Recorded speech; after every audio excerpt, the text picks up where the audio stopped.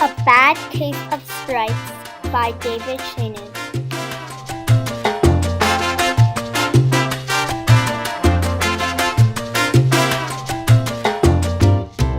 Camilla Cream loved lima beans, but she never ate them. All of her friends hated lima beans and she wanted to fit in. Camilla was worried about what other people thought of her. Today she was fretting even more than usual. It was the first day of school and she couldn't decide what to wear.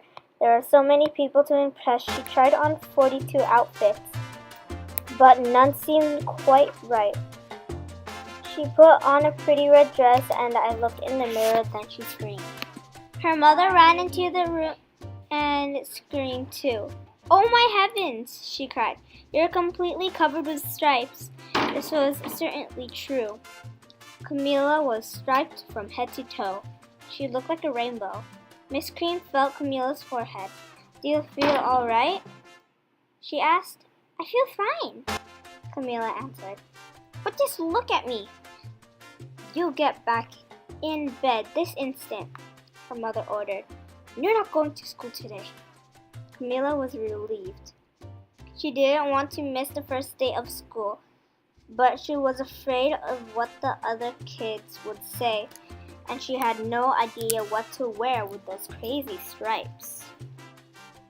That afternoon, Dr. Bumble came to examine Camilla. "Most extraordinary," he exclaimed. "I've never seen anything like it. Are you having any coughing, sneezing, runny nose, ashes, pains, chills, hot flashes, dizziness, drowsiness, shortness of breath, or uncomfortable twitching?" "No," Camilla told him. "I feel fine." "Well, then," Dr. Bumble said, turning to Miss Cream, "I don't see any reason why she shouldn't go to school tomorrow. Here's some ointment that should help clear up those stripes in a few days. If it doesn't, you know where to reach me." And off he went.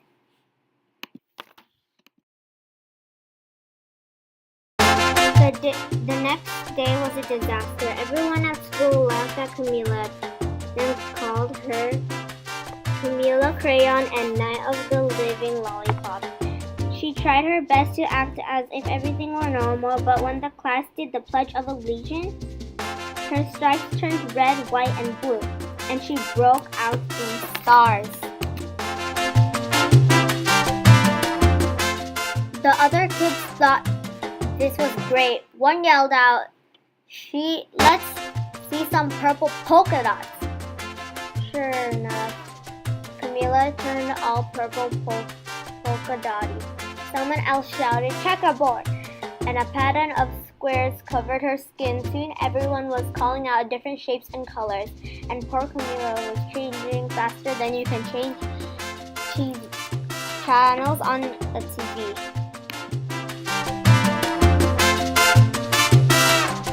That night, Mr. Harms, the school principal, called. "I'm sorry, Miss Cream," he said. I'm going to have to ask you to keep Camilla home from school. She's just too much of a distraction, and I've been getting calls from the other parents. They're afraid those stripes may be contagious."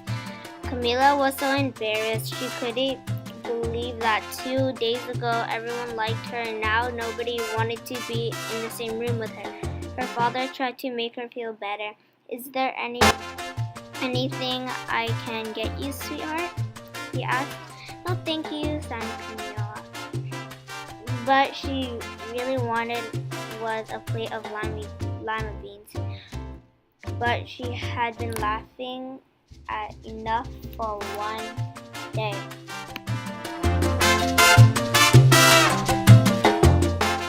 Well, yes, I see," Dr. Bumble mumbled. When Mr. Cream phoned the next day, "I think I'd better bring the specialist. We'll be right over." About an hour, Dr. Bumble arrived with 4 people in long white coats. He introduced them to the Creams. "This is Dr. Sponge, Dr. Cricket, and Dr. Young. The specialists went to work on Camila. They squeezed and jabbed, taped and tested. It was very uncomfortable. Well, it's not the mumps, concluded Dr. Grove, or the measles, said Dr. Swan. Definitely not the chicken pox, put in Dr. Cricket. Or sunburn, said Dr. Young. Try these, the specialists. They each handed her a bottle filled with different colored pills. Take one each before bed, said Dr. Grop. Then they filed out the front door, followed by Dr. Bumble. That night, Camila took her medicine. It was awful. When she woke up the next morning, she did feel different. But when she got dressed, her clothes didn't fit right. She looked in the mirror, and there, staring back at her, was a giant multicolored pill with her face on it.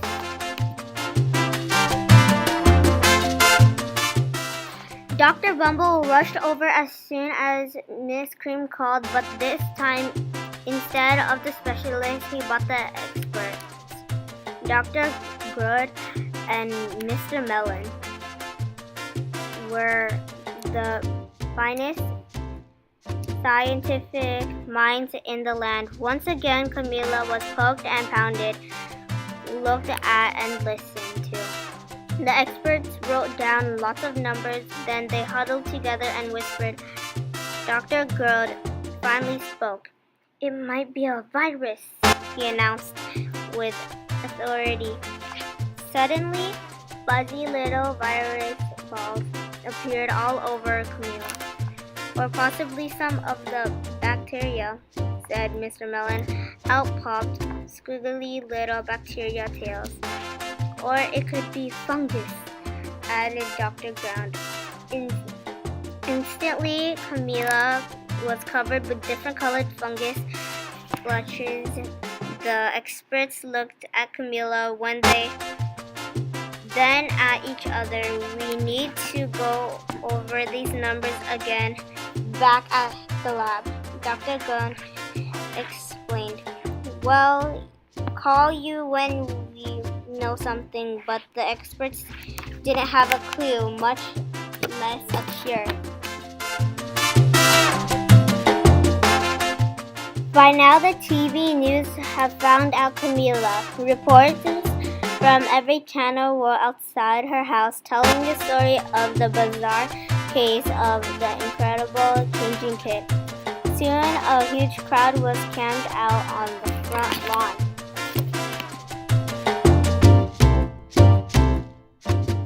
The creams were swapped with all kinds of reminds, from biologists, allergists, herbalists, nurses, physics, and old medicine man, a group, and even a vegetarian. Each so-called cure only added to poor Camila's strange appearance until it was hard to even recognize her. She sprouted roots and berries and crystals and feathers and a long fairy tail, but nothing worked.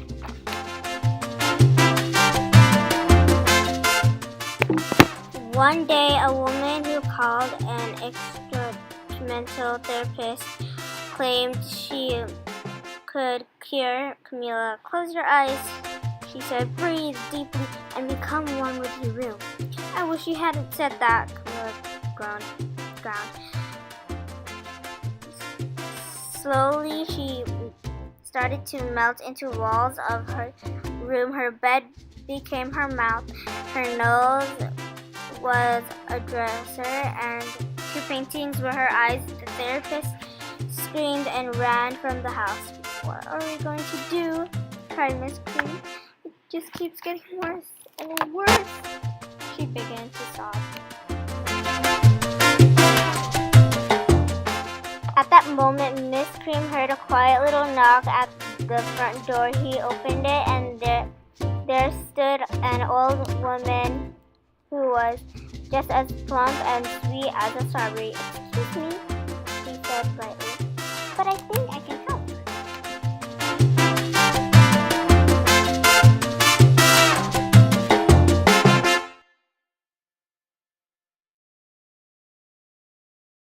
She went into Camilla's room and looked around. My goodness, she said with a shake of her head. What we have here is a bad case of stripes, one of the worst I've ever seen. She pulled a container of small green beans from her bag. Here, she said, these might do the trick. Are those magic beans? Asked Miss Green.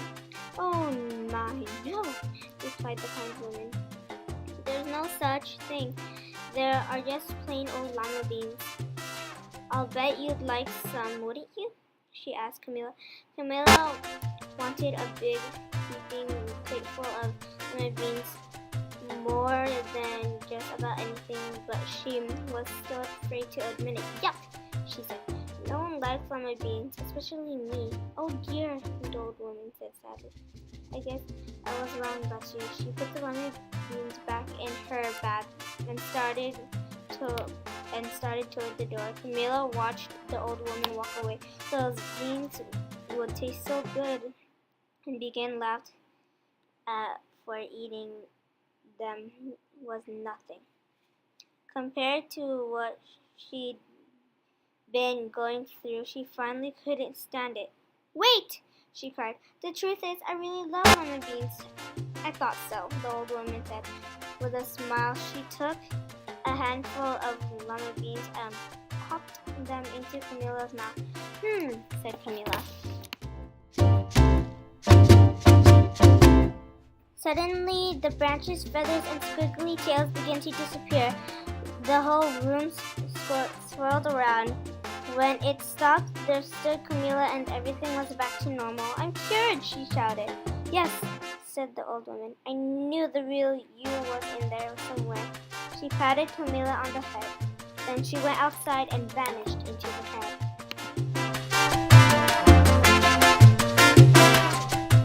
Afterward, Camilla wasn't quite the same. Some of the kids at school, she was weird. She didn't care a bit. She ate all the lima beans she wanted, and she never had a touch of stripes again.